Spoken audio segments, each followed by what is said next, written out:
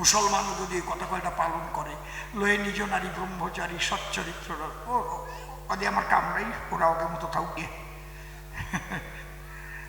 যাকে বেহেস্তে গেলি বলে সুন্দরী সুন্দরী মাইয়ে দেয়, কত ৭২,০০০ না কি কয় ভগবান জানে, কোন জায়গা কেটা ভোগ করেছে আমি জানিও না। কি লোভ দেয়, এরকম কোন ধরনের লোভ? লোভের একটা মাপ থাকবে না, বেমাপের লোভ, বেমাপ। একজন চার দোকানে বসে গল্প করছে, কি হ্যাঁ আমাকে বাড়ি আমার ঠাকুরদা একটা ওই মান কচু লাগাইছিল, সেই মান কচু এত বড় হয়েছিল, পরে ওইটা সেরাই করে তক্তা বানাই আমাদের দোতলা ঘরের পাটাতন বানাইছে।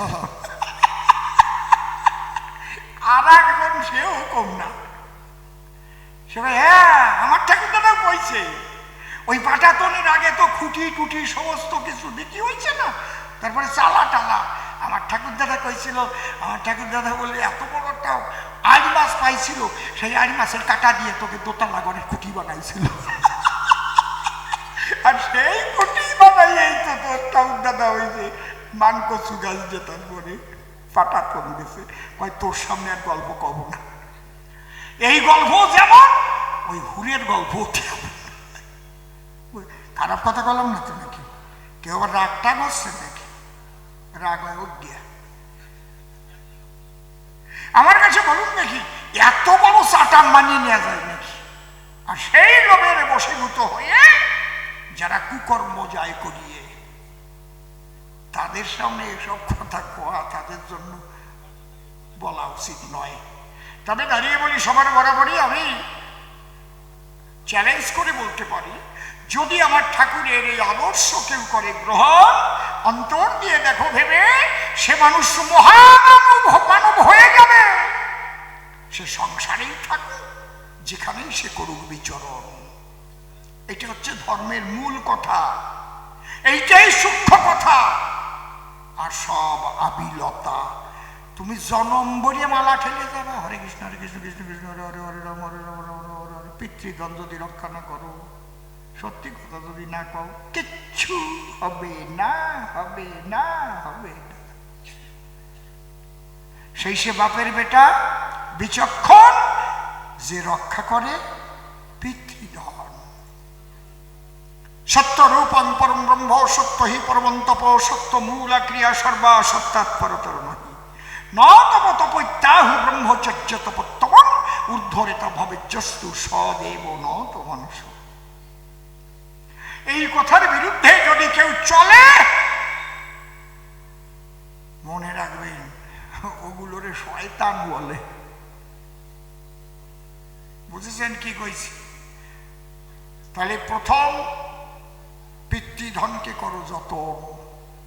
যার এক বিন্দুর দ্বারাই তোমার আমার মতো দেহ তৈরি হয়। নৈশ শান্তি নিকেতনে মাতা পিতা দুইজনে মিলন রসাস্বাদনে যখন করেছিল গমন, পিতার পিতৃসত্তা নেমে এসে আশ্রয় করেছিল মায়ের গর্ভাবাসে। দুই সত্তা মিলে শেষে ধীরে ধীরে এ দেহ মাতৃ গর্ভাধারে হইল গঠন। পূর্ণ দেহ যখন তৈরি হলো, তারপর প্রসব হয়েছিল। প্রথম শিশু হয়ে করেছিলাম জন্মগ্রহণ। ধীরে ধীরে শরীরটা উঠলো বেড়ে, বাল্যকালে করলাম পদার্পণ। তারপরে কৈশোরকালে কত খেলেছি কুতূহলে। তারপরে যৌবন এলে, যৌবনের জোয়ারে ভাসে মন। আমি কি ছিলাম, কি হলাম রে বন্ধু, আরো কি বা হব। হ্যাঁ,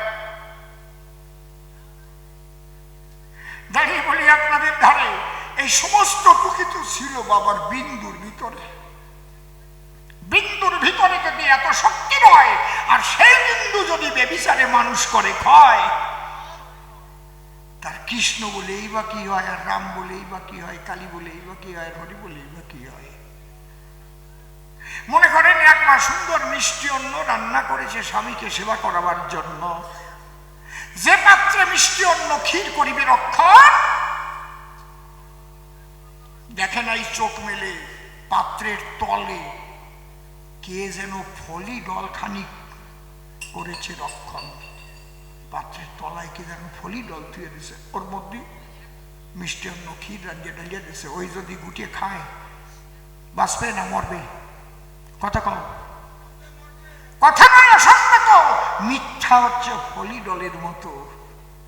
सच बराबर तप नहीं, झूठ बराबर पाप, जिसको दिल में सच है उसको दिल में आप। সত্যের উপরে কোনো ধর্ম নাই, ব্রহ্মচর্য তোমার রক্ষা করা চাই।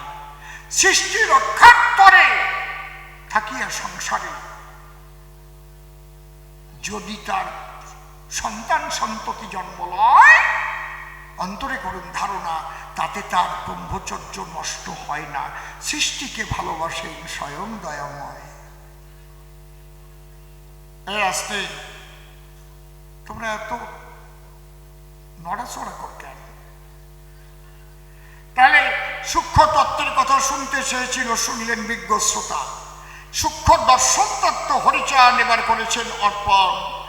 অন্তর দিয়ে দেখো ভাই, এরপরে আর ধর্মকথা পৃথিবীতে নাই নাই নাই।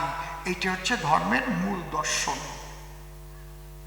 বসে শোনেন জ্ঞানী সর্বে ইতিপূর্বে এত সুন্দর করে ধর্মতত্ত্বের সূক্ষ্ম তত্ত্ব আর কেউ করে নাই বর্ণন। এই জন্য আমার তার বসে সূক্ষ্ম শব্দ করেছে সংযোজন।